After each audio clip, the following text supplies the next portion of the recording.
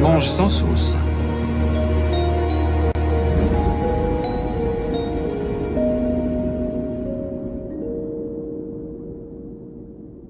L'aile que j'ai montée à l'arrière droite, alors je remarque c'est ici là, on voit bien, ça a pas l'air de joindre comme je veux. Parce que à l'arrière gauche, par contre, on peut remarquer, ah ben là, la jointure elle est meilleure, hein, on peut le dire. Hein. Par le fait, là je suis à mon aile droite, et si je prends un petit bout de bois, voilà, je le rentre facilement de tout ça. Voilà. On voit bien là aussi.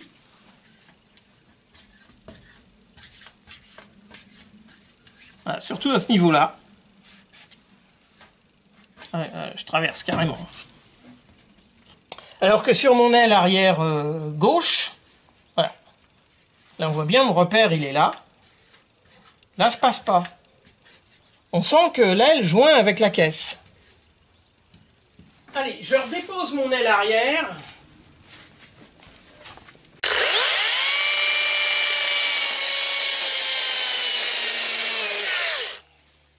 Bon alors j'avais une vieille souche dans le jardin, alors ça tombe bien, parce que elle va m'aider, voilà, j'ai dû faire un peu d'ébénisterie là avec une tronçonneuse, voilà, on voit bien là j'ai fait un rail, et ça va me permettre de former mon aile de traction.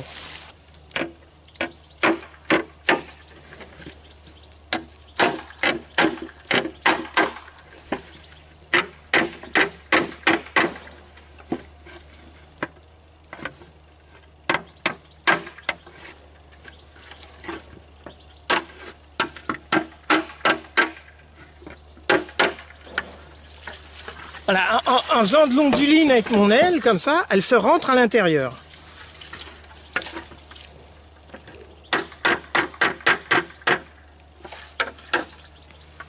Bien là, n'ayant rien trouvé d'autre de mieux, hein, je place mon aile juste sur la jante, là. Jante de traîner par là. Voilà, je vais faire un pli.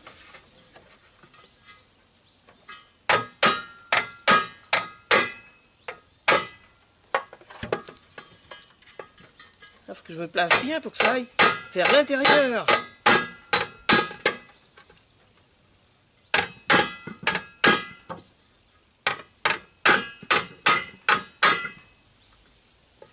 Allez, je représente mon aile sur ma voiture.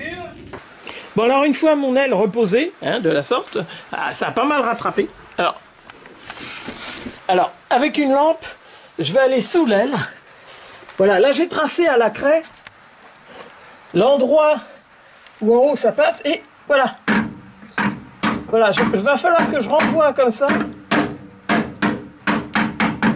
Si tout ça, ça a marqué, donc que ça s'arrondisse bien. Alors pas trop fort, il ne s'agit pas de déformer la caisse de l'autre côté, quoique ça va être difficile. Hein.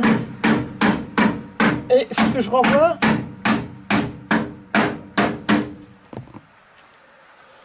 Là aussi. D'où l'utilité de marquer à la craie. Là, il ne s'agit pas de taper de ce côté-là. Hein, là, c'est bien. L'aile n'est pas trop mal, là, de l'extérieur, est correcte, donc c'est pas la peine d'y faire des bosses.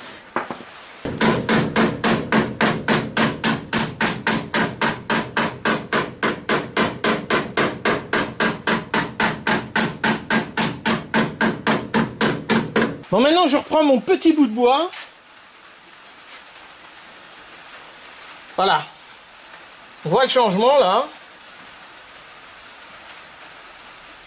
Donc je recontrôle comme ça, et ah, tu vois, à cet endroit-là, il va falloir que je redonne un petit coup de marteau.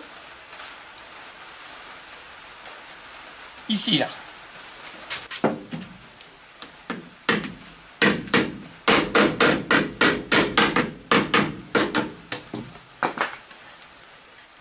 Voilà. Ben, là où mon aile était déformée, bon, j'ai à peu près reformé, c'est bon. Voilà, par le fait, maintenant, on peut regarder. Bon, ici, ça joignait bien, ça, c'était pas un problème, mais c'était là, comme ça. Voilà. À faire comme de l'autre côté.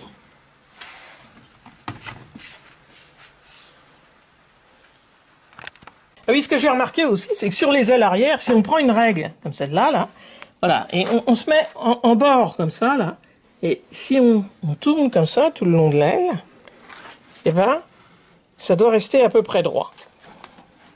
Voilà, donc là je suis sur l'aile arrière droite. Si je le fais sur l'aile arrière gauche, là, je mets ma règle là. Là. Ah, là, ici. Là, à cet endroit-là, il y a quelque chose qui ne me plaît guère. Là, il doit y avoir un point ici, il faut que ça rentre là. Bien alors, je me glisse sous ma voiture et on voit bien là, autour de l'essieu, j'y ai accroché une corde que je fais passer par-dessus la roue. J'ai repéré les deux endroits où je trouve que ça dépasse de trop. Alors, de l'autre côté, j'ai fait un nœud. Je passe, voilà, ça.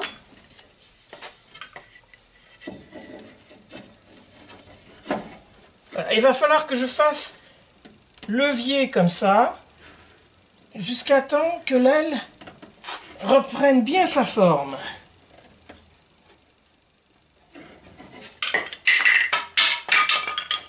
Voilà, et à chaque fois, je recontrôle avec ma règle pour voir à quel point j'ai ramené l'aile à sa place. Là, j'ai encore un petit coup à donner ici.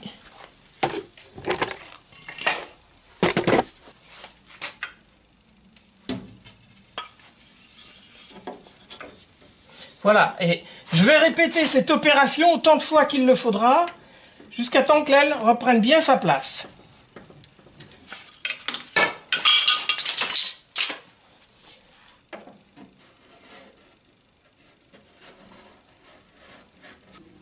Bon, si le problème de mon aile droite s'est réglé, je reviens à mon aile gauche, parce que j'avais déjà fait quelque chose dessus, mais à vrai dire, non, c'est pas... Il va falloir que je corrige un peu ça, parce que là, on voit bien...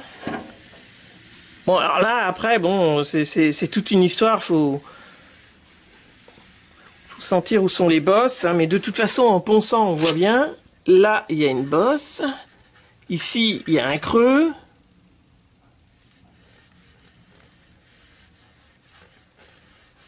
là, il y a un creux, enfin, c'est l'impression que j'ai maintenant, donc ici, bosse. Mais ici, quand même, malgré que j'ai poncé tout l'après, le cinto, tout, ici, je sens bien qu'il y a un creux, là, à cet endroit-là. Surtout là, qu'il y a une bosse, quoi. Alors, l'autre solution, pour voir s'il y a des bosses ou pas, ou ça aille mal, quoi, on prend une règle, parce que, hélas, une règle, c'est droit, et là, elle est ronde. On passe comme ça pour voir si, là, encore, à ce niveau-là, je pense que ça passe pas trop mal. Bon, alors je vais changer la règle de place, et là on voit, sur mon aile, voilà, ah, là, tout ça, là, on pourrait dire qu'il y a comme un plat, là, et là, ça repart.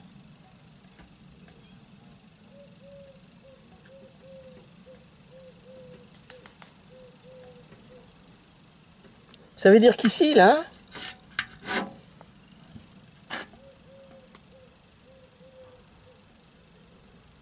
il n'y a pas d'arrondi, ça veut dire qu'ici, tout ça, c'est rentré à l'intérieur de l'aile, en fin de compte. Là, on voit bien aussi, là, je suis vraiment en équilibre sur une partie de l'aile, ça veut dire qu'ici, il y a une bosse, là. On le sent bien, là. Changer la caméra de place. Voilà, on voit bien. Là, ça bascule d'un côté, là, ça bascule de l'autre. Donc, si ça bascule, ça veut dire qu'ici, c'est trop ressorti, ici. Voilà, alors je déplace ma règle comme ça, de là à là. Après, je fais ce côté-là.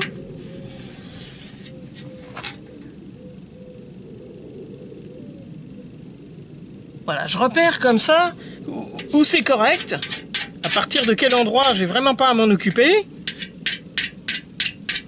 et les endroits où vraiment j'ai des défauts. Voilà, alors ce que je veux expliquer, si par exemple je pose mon aile comme ça, alors ça va être plus facile à expliquer sur un endroit qui n'est pas arrondi comme ça, mais plat comme ça. Voilà.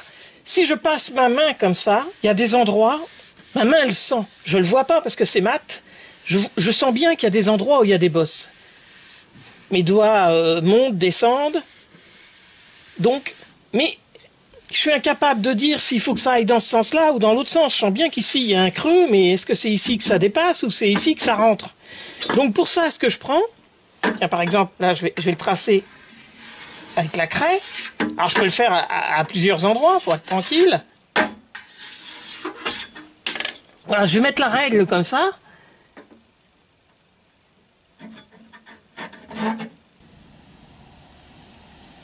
Et là, on voit bien, ici, la règle porte bien ces deux endroits-là, mais juste là, là.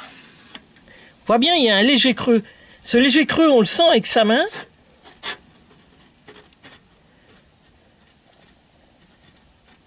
Voilà, c'est ce qu'il faut repérer.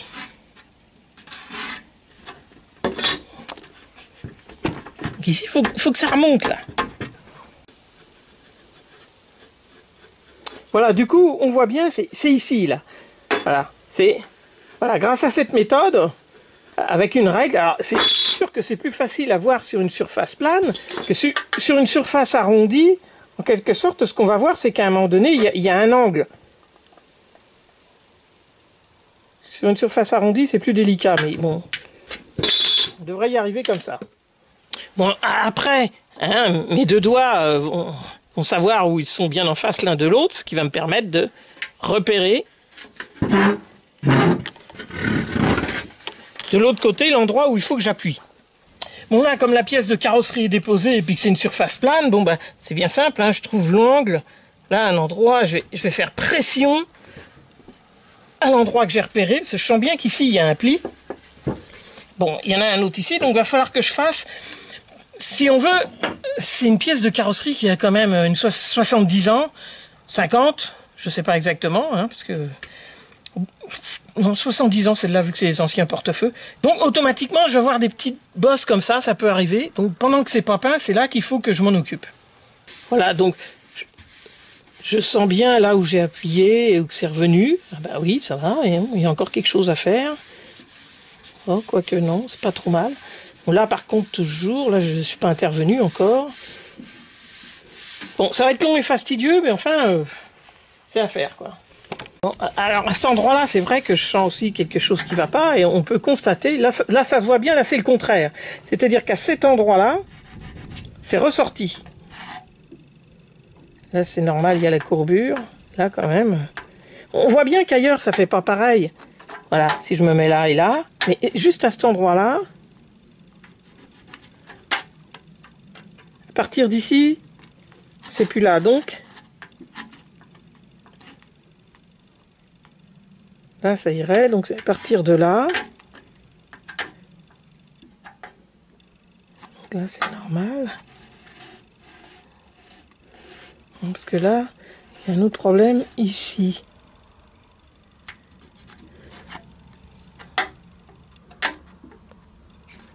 Là, ça va. Là, ça irait. Là, il y a une bosse, là.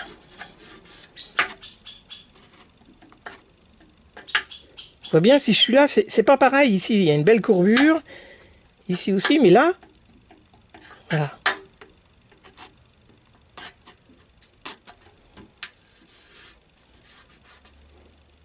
Cet endroit-là, là, il y a une bosse. Bon, alors l'aile droite qui joignait pas, mais par contre, c'est vrai que l'aile droite, celle-là, c'est l'aile gauche, elle est pleine de petites bosses. L'aile droite, c'est pas le cas. Donc... délicatement, il va falloir que je...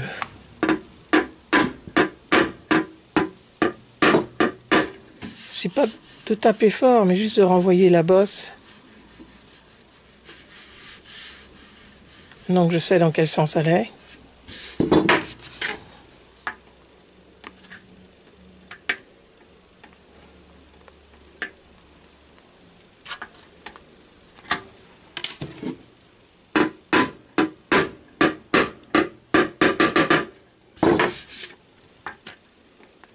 Voilà, de faire que ça soit bien arrondi, quoi. Comme le reste de l'aile. Donc c'est délicat, hein. Il faut pas donner un grand coup de marteau, non, faut chercher à renvoyer dans l'autre sens, quoi. Bon, bah j'ai toute l'aile à faire comme ça, trop marrant. Bien, alors là, je dois dire que j'ai fait pire que ce qu'il y avait avant. C'est-à-dire que, bon, c'est vrai qu'au début, quand j'ai eu l'aile, il y a quelque chose qui avait dû tomber dessus et qui l'avait bien entré là. Je l'avais redressé. J'avais un peu fait un coup de cinteau et là j'ai retapé dedans et en fin de compte j'ai fait un champ de pommes de terre. Bon, j'ai dû remonter l'aile parce qu'à chaque fois que je veux essayer de la planer autre chose, dès que je tape, paf, ça re-rentre dedans. Donc là, peut-être falloir que j'aille voir les carrossiers et je pense qu'ils vont bien rigoler quand ils vont voir ce que j'ai fait. Alors le problème que je rencontre aussi, et c'est pour ça que j'ai remonté l'aile, c'est qu'ici on voit bien, bon bah là j'ai un creux là, c'est sûr, là j'ai une bosse, donc il faut que j'arrive à mettre ce tas, un tas rond là, juste en dessous, sur le creux de ce côté-là. C'est-à-dire qu'il faut que je repousse de l'autre côté. Mais à bout de bras comme ça, c'est pas possible. Alors ce que je vais faire, je vais utiliser un levier que je vais mettre contre le pneu et je vais légèrement, avec un levier évidemment, légèrement appuyer pour que la bosse, pour que le creux ressorte. Voilà. Il faut que je tombe dessus déjà, c'est ça le problème, il faut le trouver. Voilà. Bon, après, avec une batte à rétreindre, il va falloir que je tape sur les bosses, voilà, légèrement, comme ça, en les poussant, en les envoyant sur les creux. Parce que, évidemment, il y a des bosses dessus. Alors l'avantage quand l'aile est remontée comme ça, évidemment, c'est que ça me permet justement de pouvoir faire levier avec le tas derrière et de repousser le creux. Voilà, alors pour vous expliquer, là j'ai fait carrément une aile en carton, hein, pour faire une vue en coupe. Alors je mets mon tas là où il y a le creux et avec mon levier je vais voilà relever la bosse comme ça et avec la batte à rétreindre je vais taper. Alors c'est le creux que je relève et la bosse, faut que je la descende en envoyant l'acier vers le creux. Alors à un moment donné le tas en fin de compte il n'est pas terrible, je l'ai fait avec ça. Alors ça c'est une boule pour jouer au cricket ou quelque chose comme ça. Et ben c'est parfait. Ça remplace bien un tas. Bon, alors attention, hein, moi déjà là je suis en train de recommencer, hein, donc ça veut dire que ceux qui ont de l'expérience, bon bien sûr, ça va pas trop mal se passer, mais c'est sûr qu'en débutant, hein, va falloir recommencer plusieurs fois, on risque de faire des catastrophes plutôt qu'autre chose. Bien, alors j'ai eu la chance de travailler avec des carrossiers, hein. Bon, alors je dois reconnaître évidemment, j'ai pas leur expérience, donc sûrement pas leur talent. Mais grâce à eux, j'ai 3-4 notions, je sais à peu près ce qu'il faut faire. Bon, mais malgré tout, l'expérience, ça fait tout, hein.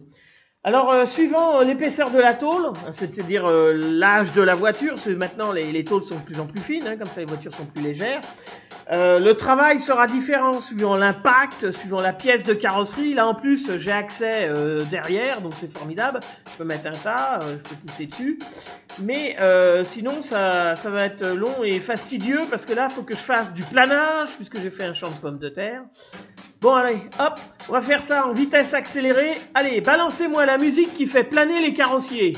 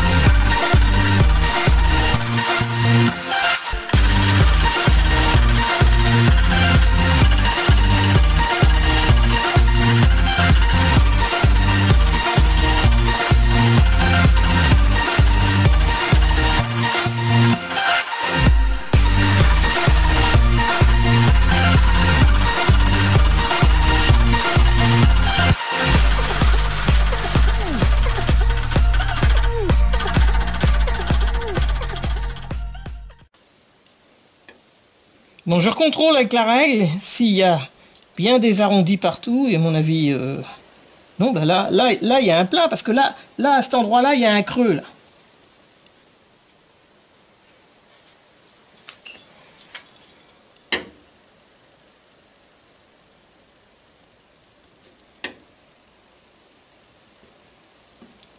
Là, ici, là. bizarre. Là, c'est flagrant. Bon, alors, suite à tout ça, il me reste une bosse à ressortir ici, là. Mais je ne peux pas taper derrière comme ça parce que je ne sais pas où je tape exactement. Il va donc falloir que je redépose l'aile, hein, de toute façon.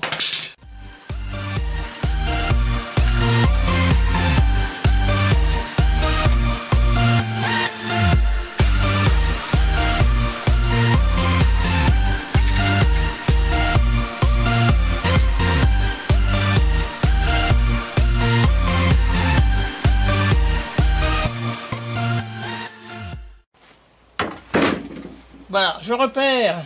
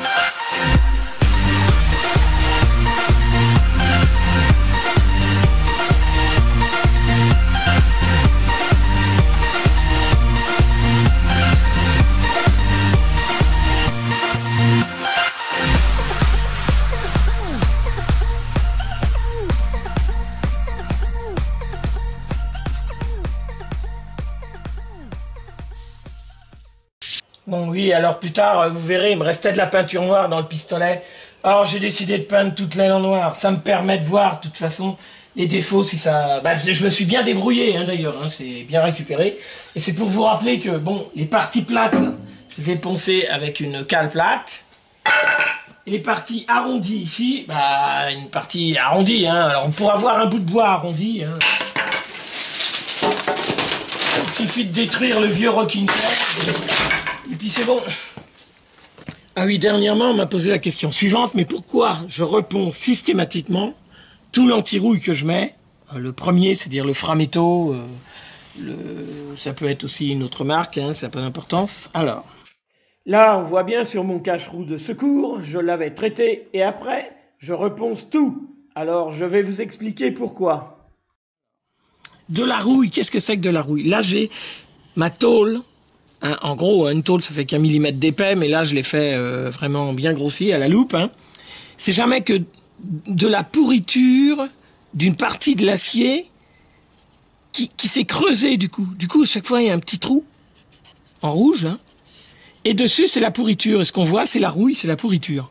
Mais ça vient de l'acier, en fin de compte. Donc moi, ce que je fais déjà, je fais un premier ponçage et je vis le plus gros de la rouille.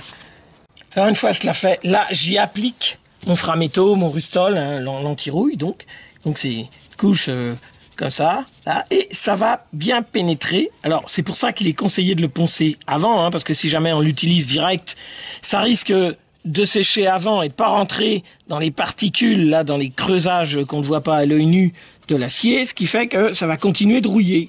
Donc voilà. Alors, une fois que j'ai fait ça, c'est vrai que, par exemple, le cache-roue de secours, je l'ai complètement reponcé et on le revoyait de nouveau tôle à nu.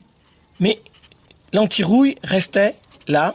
Et cet anti-rouille, Frametto, Rustol, tout ça, ça ne sèche pas avec un durcisseur. Et moi, une fois que la tôle, là, elle est nickel, et puis qu'ici, il y a les petites parties où restait l'anti-rouille, je vais appliquer, alors, ce coup-ci, un après. D'ailleurs, ce coup-ci, je vais appliquer quoi comme après Alors, en première couche d'après, je vais appliquer un D831. Hein, c'est un après phosphatant, d'après ce que j'ai compris. Et lui, il est équipé, évidemment, d'un durcisseur. Et en deuxième couche d'après, je vais utiliser un D8507. Alors, c'est pareil. C'est des deux après mouillés sur mouillé, c'est-à-dire qu'on peut mettre la peinture directement dessus sans poncer, pas besoin. Voilà, ça va me faire une surépaisseur parce que je rappelle que ma tôle est poncée au gros grain et que ça fait donc des... Il faut que je recouvre tout ça. Hein. Bon, et alors après, si jamais il me reste du noir dans le pistolet, parce que je compte peindre en noir les intérieurs qui sont prêtes de la voiture, là, une partie des intérieurs de l'aile et tout ça. Donc à ce moment-là, s'il me reste de la peinture noire, eh ben, je mettrai directement une couche de peinture noire sur mon aile. Hein, puisqu'il me reste du noir, ça me permettra de voir les défauts, parce que c'est vrai qu'un après, c'est toujours mat, et on voit pas les défauts. Avec la peinture noire, je verrai tout de suite les défauts. Voilà, c'est pour ça, ça explique que je reponce toujours le Frametto, là, on voit, je le laisse pas. Parce que, sauf à les endroits, les petits trous, là, que je peux plus atteindre, parce que les après PPG, ils aiment bien coller directement sur la tôle. Directement, ils sont prévus pour. Et surtout, le Frametto, lui, n'a pas de durcisseur. Ce qui fait qu'à un moment donné, ça risque de travailler et de faire cloquer tout le reste que j'ai appliqué par-dessus. Donc, c'est pour ça, on ponce tout. Bon, puis moi, en plus, bon, là, j'ai la possibilité de le faire comme ça, tant mieux. Parce que, après, il faudra que je reponce, hein, on est bien d'accord, là, on est poncé au gros grain. Donc, il faudra que je reponce, moi, quand même, ces après, ou si je mets de la peinture, au 400, ou moins. Parce que, ce qui va se passer, c'est que si jamais à des endroits, je ponce de trop, ah bah, je verrai le orange apparaître. Donc, à ce moment-là, je sais qu'il faut que j'arrête tout de suite de poncer. Hein, bon, j'ai la possibilité d'avoir plusieurs couleurs d'après, c'est-à-dire qu'il y aura un après qui va être orange, un après qui va être gris foncé, et puis après, bon, la peinture noire, s'il m'en reste, je verrai bien. Bon voilà, alors moi, je vais faire comme ça. Alors maintenant, s'il y en a qui vous disent « Oh là là, il se complique bien la vie, c'est pas comme ça qu'il faut faire. » Vous faites comme vous voulez, hein, c'est votre bagnole si vous le faites chez vous. Moi maintenant, les deux après, là, qui sont de couleurs différentes, donc je fais ça aussi parce que, bon, on m'en a fait cadeau. C'est-à-dire, c'est des fonds de peau que je vais débarrasser, donc évidemment, je vais les utiliser là dans cette opportunité. Hein. Et puis ça ira très bien. Et c'est comme ça qu'il faut faire. Voilà, une fois préparé de la sorte... Et je redépose les deux ailes.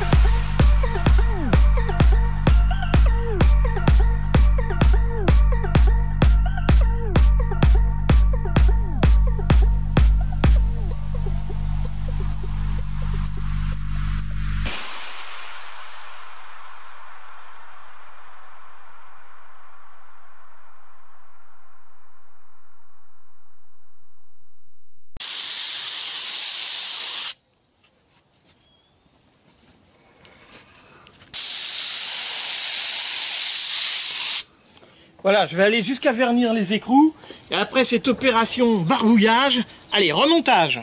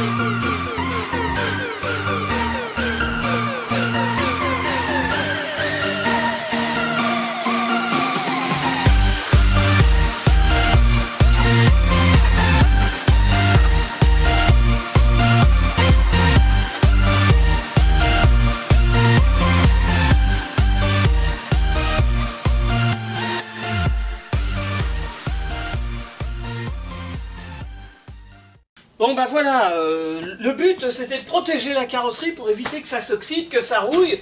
Donc là, j'ai encore pas mal de travail, mais on peut dire que c'est protégé. Bon, d'un autre côté, pour les feux, là, je sais pas si je vais vraiment mettre ça. Ou alors, non, les feux de Xantia, ça va vraiment pas. Hein. Puis là, j'en connais qui vont carrément me jeter des pierres. Donc les feux de Xantia, je les mettrai pas. Bon allez, ça annonce la musique de fin.